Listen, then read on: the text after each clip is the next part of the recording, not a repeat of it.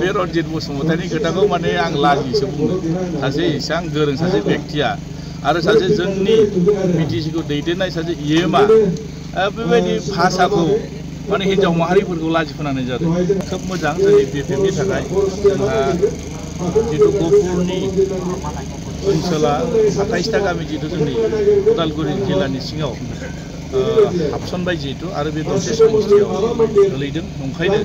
दनसे समस्थिनि सिङाव गोलैनाय हिसाबै जोंहा गहपुर हालामाव जोंहा गोबां बिपिएफनि दैदेनगिरिफोर दं आरो मावथिफोर दं नंखायनो खामानि मावनो खोब उसुबिदा जागोन आरो जिहेतु फैबाय थानाय सेप्तेम्बर मासावनो बिसायख'थिया जितु जागोन दिनै बिटिसिनि इलेक्सना सेप्तेम्बर मासावनो जितु जागोन बेनि थाखाय दिनै जोंना बे आमलाइगुरि गामियावनो मोनसे दनसे ब्लक कमिटिनि आन्दाराव मोनसे ब्रान्च अफिस हिसाबै जोङो दनसे ब्लक कमिटि हिसाबै दिनै अफिस लानाय जादों बे जोंनि थाखाय मोजां आरो बे अफिसनि गेजेरजों गासै जोंनि बिपिएफनि दोलोनि हाबाफारिफ्रा सोलिलांबाय थागोन आरो माबायदि प्रिपेरेसन जादों सार ओरैनोथ' जों जेबायदि दनसे समस्थियाव जों बिपिएफ हिसाबै जों जेनफेराखै आरो जेननायबो नङा मानोना दिनैनि थारिखआव जेरैबायदि जोंनि दनसे समस्थिनि रायजो राजाफ्रा बुजिनो हादों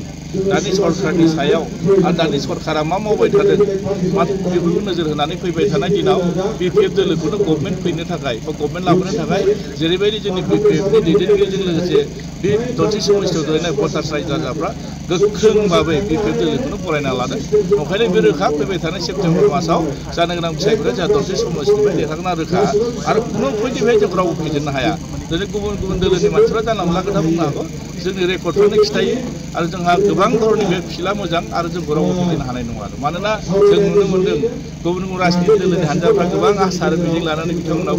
फैदों जोंहा बुंनांगौ बेयाव बाजारनांगौ गैया खिन्थु जों बिपिएफ दोलोआ फैबाय थानाय दिनाव गभर्नमेन्टबो दागोन आरो दनसे समस्थियावबो जों देरहागोना बे रोखा आरो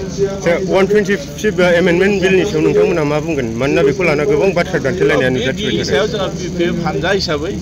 जोङो बेखौ जोङो मावगोन जोंनि दैदेनगिरिफ्रा सावरायगोन जोंहा गभर्नमेन्ट जिथु गैया जों राजनिति दल हिसाबै बिनि सायाव जोंहा डिसिसन लानानै जोङो 60 प्रभिजननि सिङाव जिथु जोङो हांबिधानिकभाबै जि अधिकार होदों बे अधिकारखौ जों मावफुंगोन आरो मावथारगोन आरो ओंखायनो दिनै बे बिलनि सायाव जोङो मा बुंनो रायजो राजाफ्रा मिथिखायो सरकाराव थायोबा जों लाबोनांगोन बिलाथ' दिनै मानि थाखाय लाबोनाय जायो बे ओनसोलखौ सालायनो थाखाय बे ओनसोलखौ दैदेननो थाखाय बेखौ बिल लाबोनाय जायो ओंखायनो मोजां जानांगौ बिला बेखौ लानानै जों कन्ट्रभार्सि खालामनांगौ दरकार गैया जोंहा फैबाय थानाय दिनाव बे बिलखौ मारै मावफुंनांगौ जोङो जोंनि दैदेनगिरिफोरजों सावरायनानै सरकार दानायनि सायाव जोङो डिसिसन लाबोनानै बेखौ जोङो मोजांनि थाखाय मावगोन आरो सार रुलिं सरकाराव थानाय बिथां सासे इएम रनजित बा फेरेंगा बिथाङा बुंबाय थादों बिपिएफनि मानसिफोरा गहपुराव फैयोब्ला बिथांमोनखौ दख'ना फैखोना हासिबलाना बुज्रावना हरगोन होननानै दा नोंथांमोनखौ बरायदोंना बुज्रावना हरदों मा सानो बे रनजित बसुमतारिनि खोथाखौ माने आं लाजिसो बुङो सासे इसां गोरों सासे बेक्तिया आरो सासे जोंनि बिटिसिखौ दैदेननाय सासे इएमआ बेबायदि भाषाखौ माने हिन्जाव माहारिफोरखौ लाजि फोनांनाय जादों माने मानो दख'ना फैखोनायनि बाथ्रा बुंखो बियो जोंखौथ' आइजोफ्रा बिदि बेबहार खालायफेराखै आरो सासे फेरेंगाया बेबायदि बुंदोंब्ला फेरेंगानि साननाया माबायदि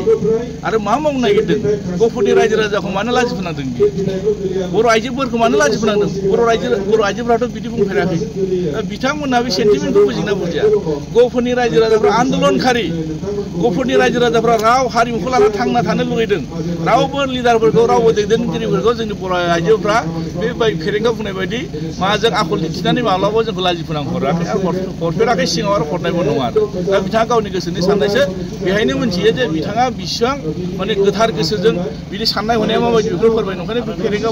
बसुमतारिनि खोथाखौ आङो बेहाय बुङा लासिंसिं बे बाथ्राफोरखौ बुंनो गोसो गैया मानो फेरेंगा बसुमतारिया सासे गोख्रों दैदेनगिरि दा बिथाङा मा मानसिखौ नोंथांमोना बुजिखागौ आरो फेरेंगा बसुमतारिनि खोथाया दिनै मुल्य गैया मानोना सेप्तेम्बर मासावनो जिथु बिथाङा जेरखासिगोन बिनि पावारा जोबसिगोन गैला बे 2 मासनि उनावनो मानसिया बबाव गोमोना थागोन मोनथिनाय नङा आरो ओंखायनो दा साननैसो पावार थानायखाय जानला मोनला खोथा बुंबाय थादों बे जा खरसा नांगौ दरकार गैया गहपुरनि रायजो राजाफ्रा जेरैबायदि जोंखौ वेलकाम खालायदों बेहायनो जों मोनथियो जे गहपुराव फैबाय थानाय बिसायख'थियाव जों 28टा गामि जिथु हाबदों